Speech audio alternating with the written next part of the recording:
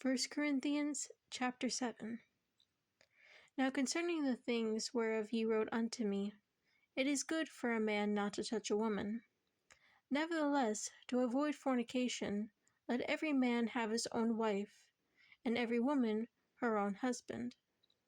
Let the husband render unto his wife due benevolence, and likewise also the wife unto the husband. The wife hath not power of her own body, but the husband. And likewise also the husband hath not power of his own body, but the wife. Defraud ye not one the other, except it be with consent for a time, that ye may give yourselves to fasting and prayer, and come together again, that Satan tempt you not for your incontinency. But I speak this by permission, and not of commandment. For I would that all men were even as myself. But every man hath his proper gift of Yahweh, one after this manner, and another after that. I say therefore to the unmarried and widows, it is good for them to abide even as I. But if they cannot contain, let them marry, for it is better to marry than to burn. And unto the married I command, yet not I, but Yahweh, let not the wife depart from her husband. But, and if she depart, let her remain unmarried, or be reconciled to her husband, and let not the husband put away his wife.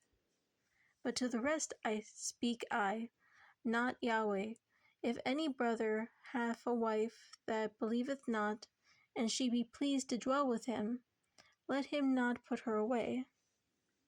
And the woman which hath a husband that believeth not, and if he be pleased to dwell with her, let her not leave him. For the unbelieving husband is sanctified by the wife, and the unbelieving wife is sanctified by the husband. Else were your children unclean, but now they are set apart. But if the unbelieving depart, let him depart. A brother or a sister is not under bondage in such cases, but Yahweh hath called us to peace. For what knowest thou, O wife, whether thou shalt save thy husband? Or how knowest thou, O man, whether thou shalt save thy wife?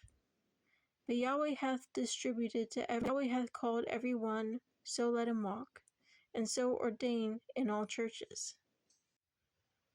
Is any man called being circumcised? Let him not become uncircumcised. Is any man called in uncircumcision? Let him not be circumcised. Circumcision is nothing, and uncircumcision is nothing, but the keeping of the commandments of Yahweh. Let every man abide in the same calling wherein he was called. Art thou called being a servant? Care not for it. But if thou mayest be made free, use it rather. For he that is called in Yahweh, being a servant, is Yahweh's freeman. Likewise also he that is called, being free, is the Messiah's servant. Ye are bought for a price. Be ye not the servants of men.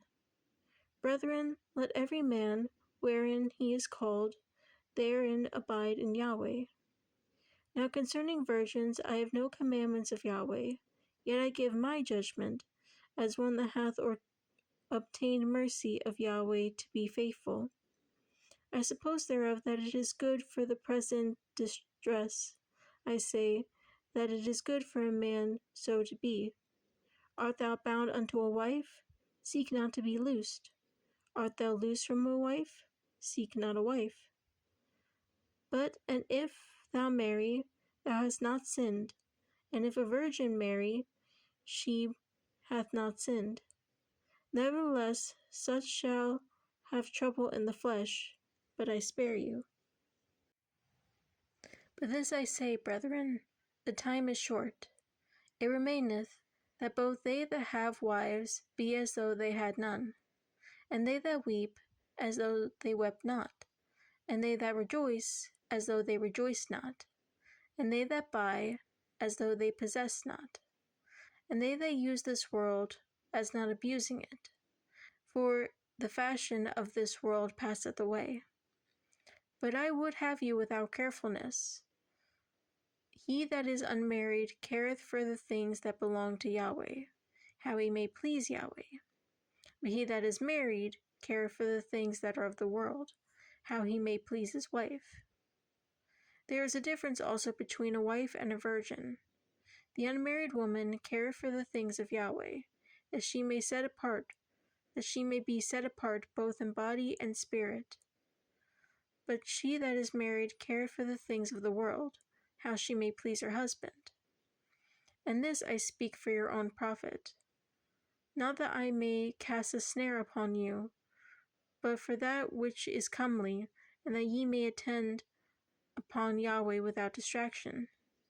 But if any man think that he behaveth himself uncomely towards his virgin, if she pass the flower of her age, and need so require, let him do what he will, he sinneth not, let them marry. Nevertheless, he that standeth steadfast in heart, having no necessity, but hath power over his own will, and hath so decreed in his heart that he will keep his virgin, doeth well. So he that giveth her in marriage doeth well, but he that giveth her not in marriage doeth better. The wife is bound by the law as long as her husband liveth. But if her husband be dead, she is at liberty to be married to whom she will, only in Yahweh. But she is happier if she so abide after my judgment. I think also that I have the Spirit of Yahweh.